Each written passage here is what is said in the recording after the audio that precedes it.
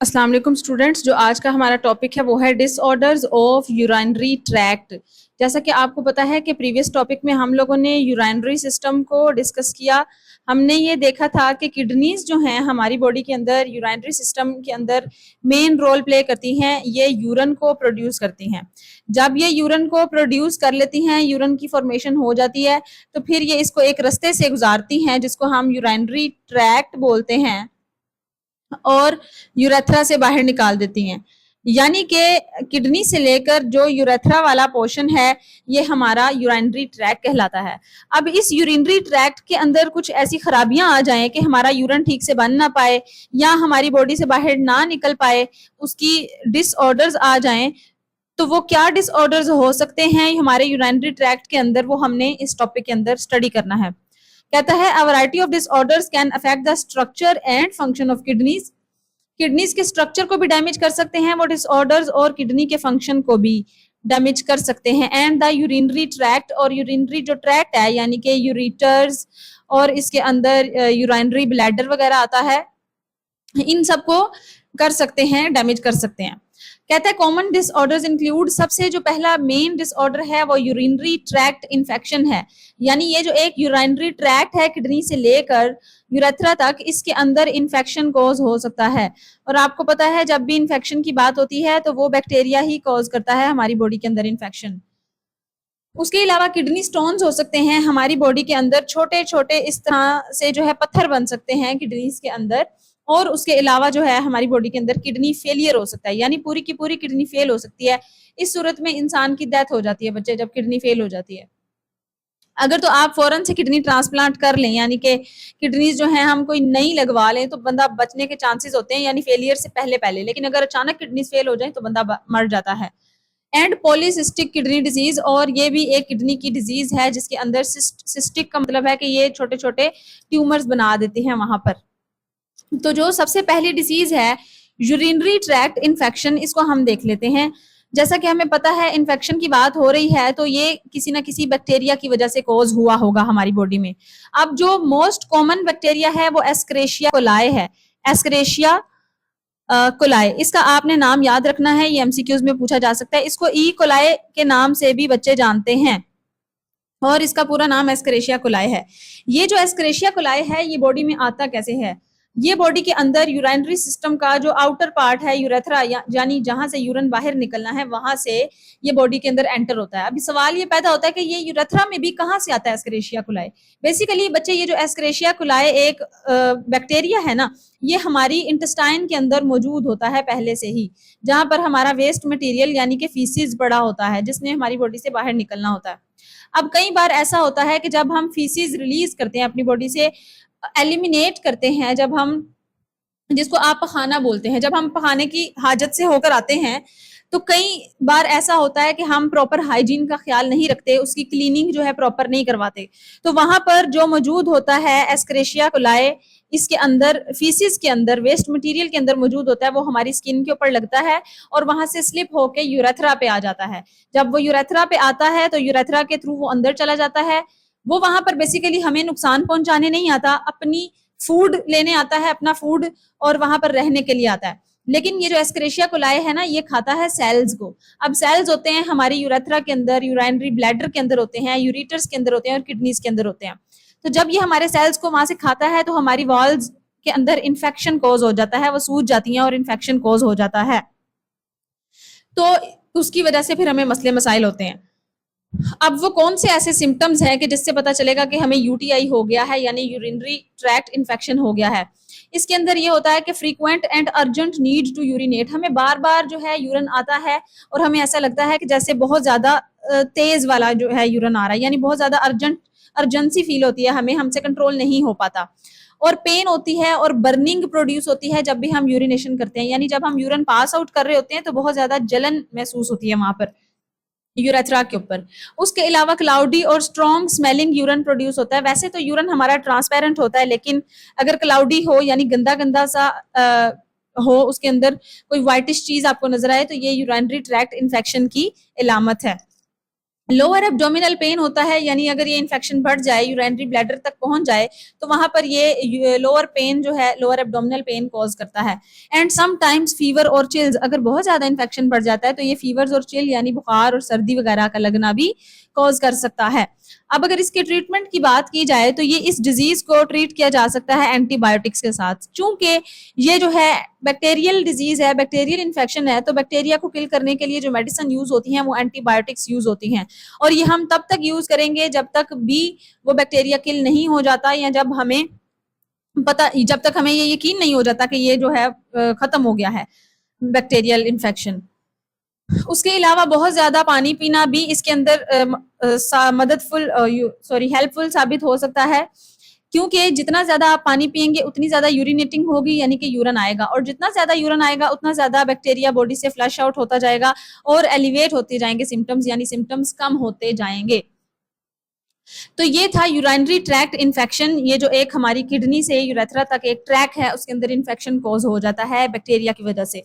उसके बाद जो हमारा यूरिनरी ट्रैक्ट का एक और डिसऑर्डर है वो है किडनी स्टोन्स। किडनी स्टोन्स यानी किडनी के अंदर पत्थर बन जाते हैं, जिसको आपने सुना होगा पथरी के नाम से भी जाना जाता है। अब ये पत्थर हम खाते तो नहीं है, तो हमारी किडनीज के अंदर कहाँ से आ गए?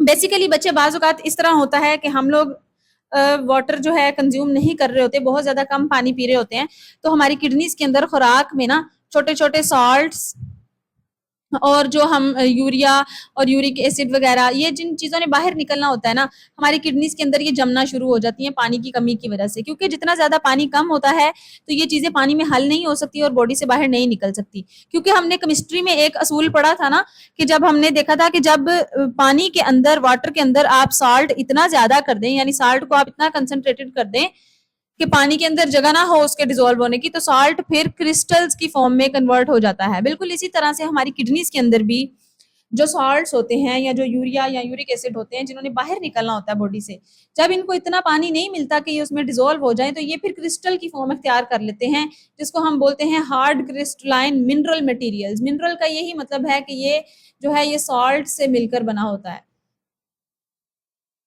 और ये क्या करते हैं, आपस में जुड़ते हैं, स्टिक करते हैं, और वहां पर छोटे छोटी कंकरियों की सूरत में, पेबल्स की सूरत में पथरियां बना देते हैं हमारी किडनीज के अंदर।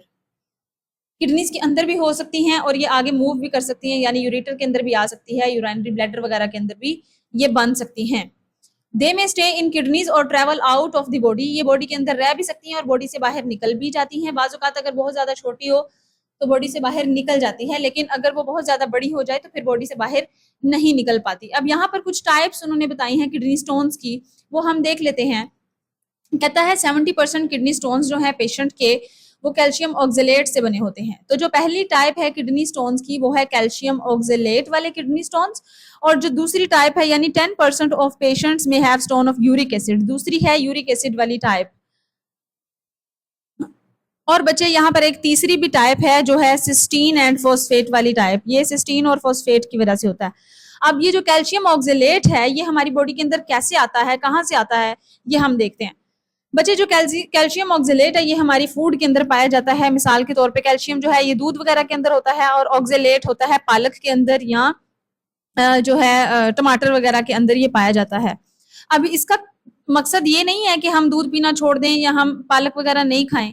मकसद इसका ये है कि हम पानी ज्यादा पिएं, क्योंकि जब ये कैल्शियम खून के अंदर इतना ज्यादा हो जाता है कि ये हमारी किडनीज के अंदर इसको पानी नहीं मिलता, तो वहां पर ये स्टोन्स की फॉर्म अख्तियार कर लेता है, जिस कंडीशन को बोलते हैं हाइपर कैल्सीयूरिया। यानी अगर कैल्शियम बहुत ज्यादा हो गया है तो हम उसको बोलेंगे हाइपर कैल्सीयूरिया, हाई कैल्शियम इन यूरन।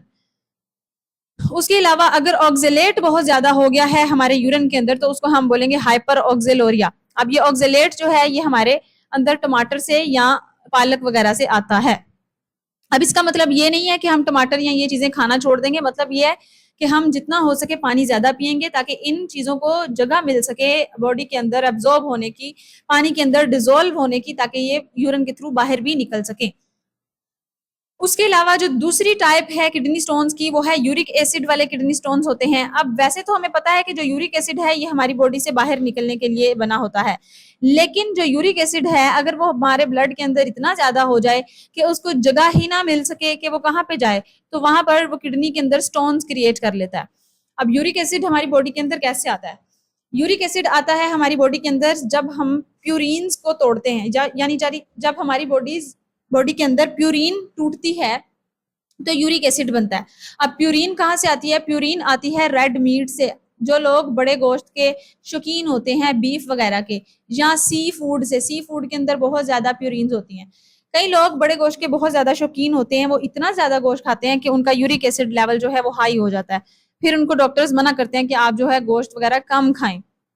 तो यही यूरिक एसिड होता है, इतना ज्यादा हो जाता है कि इसको जगह नहीं मिलती पानी के अंदर डिजोल्व होने की, और ये हमारी किडनीज के अंदर स्टोन्स की फॉर्म में जमना शुरू हो जाता है।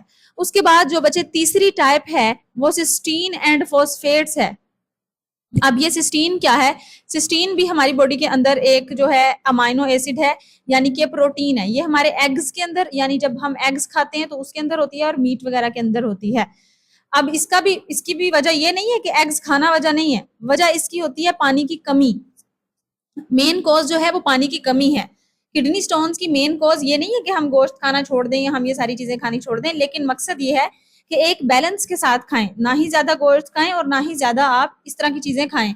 और अगर आप एक नॉर्मल अमाउंट में भी ये चीजें कंज्यूम कर रहे हैं तो आपकी बॉडी के अंदर इतना पानी तो होना चाहिए, फिर आप इतना हाइड्रेटेड तो रहें ना कि ये चीजें इजीली जो है डिजोल्व हो जाए यूरिन के अंदर और यूरिन से निकल जाए। और बच्चे फॉस्फेटेज, फॉस्फेटेज जो है ये हमारे मिल्क के अंदर होता है और हमारी बोन्स के अंदर भी मौजूद होता है। जो हम दूध पीते हैं ना उसके अंदर फॉस्फेट मौजूद होता है। अब इसका भी कॉन्सेप्ट यही है कि जब हम बहुत ज्यादा देर तक डिहाइड्रेटेड रहते हैं, पानी कम पीते हैं, तो वहां पर जो है ये जाकर स्टोन्स की सूरत में कन्वर्ट हो जाता है। तो जो मेन कॉज है ना किडनीज की स्टोन का, वो ये है, यहाँ पर आप मार्क कर लीजिए, continuous dehydration in the body increases the chance of kidney stone formation. अगर इसके ट्रीटमेंट की बात की जाए कि किस तरह से ट्रीट होगा, तो जो किडनी का ट्रीटमेंट है वो दो तरह से हो सकता है। एक तो नॉन सर्जिकल ट्रीटमेंट है और एक सर्जिकल है। जो नॉन सर्जिकल है उसको हम लिथोट्रिप्सी बोलते हैं, और एक जो है वो सर्जिकल ट्रीटमेंट होता है, वो भी उसको हम पेरिक्यूटाइनल लिथोट्रिप्सी बोलते हैं। अब यहाँ पर जो है उन्होंने एक एक्स्ट्रा इन्फॉर्मेशन दी है, कहता है कि doctor diagnose the nature of kidney stones by studying the urine test of patient. Urine test किया जाता है पेशेंट का, जिसकी पीएच चेक की जाती है, यानी चेक किया जाता है कि वो कितना एसिडिक है या कितना बेसिक है, ताकि पता चल सके कि कौन से किस्म का स्टोन है। अगर यूरिन एसिडिक होता है तो स्टोन कैल्शियम ऑक्जेलेट का होगा। अगर यूरिन एल्कलाइन है यानी बेसिक है तो वो कैल्शियम फॉस्फेट का होगा। लेकिन अगर यूरिन परसिस्टेंटली एसिडिक है यानी बहुत ज्यादा तेज वाला एसिड है तो फिर यूरिक एसिड वाला स्टोन हो सकता है। तो ये आप एमसीक्यूज के लिए इसको तैयार कर लीजिए, ये एमसीक्यूज में पूछा जा सकता है। अब हम देखने जा रहे हैं किडनी स्टोन्स का ट्रीटमेंट, कि किडनी स्टोन्स को किस तरह ट्रीट किया जाता है हमारी बॉडी के अंदर। सबसे जो पहला ट्रीटमेंट है, जो नॉन सर्जिकल ट्रीटमेंट है, वो है लिथोट्रिप्सी। इसके अंदर हम स्टोन्स को ब्रेक करवा देते हैं अल्ट्रासोनिक वेव्स के साथ, शॉक वेव्स के साथ, जिसकी वजह से वो टूटता है स्टोन और रेत के जर्रों की सूरत में हमारी बॉडी से बाहर निकल जाता है। इसको हम कहते हैं ECSWL, यानी कि extra corporeal shock wave lithotripsy. ये जो एब्रिवेशन है ये एमसीक्यूज के अंदर आपसे पूछी जा सकती है, इसको आपने अच्छे से याद करना है, extra corporeal shock wave lithotripsy. इस ट्रीटमेंट के अंदर बच्चे ये होता है, यहाँ पर आप डायग्राम में देखें, एक मशीन होती है लिथोट्रिप्टर, एक इंस्ट्रूमेंट है लिथोट्रिप्टर। ये एक शॉक वेव जनरेट करता है, यानी बहुत ज्यादा तेज वाली वेव्स जनरेट करता है, या झटके कह लेके ये लगवाता है, शॉक लगवाता है। अब इसके ऊपर क्या करते हैं, पेशेंट को लिटा दिया जाता है, ये पेशेंट की बॉडी से पीछे वाली साइड से जो है शॉक वेव्स जनरेट करता है। ये पेशेंट की बॉडी को कुछ भी नहीं कहता, डायरेक्टली ये जाकर जो है स्टोन के ऊपर शॉक वेव्स डालता है और उसको छोटे छोटे पीसेस में कन्वर्ट कर देता है। जब ये पीसेस बहुत ज्यादा छोटे हो जाते हैं, रेत के जर्रों में यानी सैंड में कन्वर्ट हो जाते हैं, तो ये यूरिन के थ्रू फिर बाहर निकल जाते हैं। इस ट्रीटमेंट को, इस प्रोसेस को हम कहते हैं extra corporeal shock wave lithotripsy. उसके बाद जो किडनी का दूसरा ट्रीटमेंट है किडनी स्टोन का, वो है पेरिकुटेनियस नेफ्रोलिथोट्रिप्सी। इसके अंदर छोटी सी सर्जरी होती है, सर्जरी बहुत बड़ी नहीं होती, बहुत छोटी सी होती है, जैसा कि आप ये डायग्राम में देख सकते हैं। पेरिकुटेनियस नेफ्रोलिथोट्रिप्सी को PNL भी कहते हैं। इसके अंदर होता यह है कि एक नेफ्रोस्कोप होती है, उसके अंदर एक जो है ट्यूब के जरिए एक कैमरा डाला जाता है किडनी के अंदर। असल में ये जो पेशेंट है ना उसकी बैक साइड पर एक छोटा सा कट लगाकर इसको एंटर किया जाता है यहाँ पर, यानी कमर वाली साइड पे। यहाँ से इसको अंदर एंटर किया जाता है। किडनी के अंदर जब ये कैमरा जाता है तो वहां पर पता चल जाता है कि कहाँ पर स्टोन्स मौजूद हैं।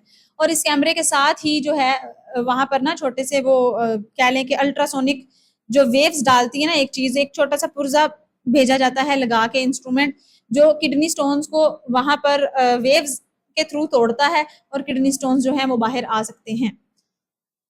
तो यहाँ पर यही कहता है कि in this technique a tube is inserted from the patient backs into the kidney, a small camera is called nephroscope is inserted through the tube to visualize the stone. ये सिर्फ स्टोन को देखने के लिए होता है। साथ एक अल्ट्रासोनिक या अल्ट्रासाउंड इक्विपमेंट होता है जो भेजा जाता है ब्रेक करने के लिए स्टोन्स को। इसके अंदर से अल्ट्रासोनिक वेव्स निकलती हैं शदीद किस्म की, जो स्टोन को तोड़ देती हैं।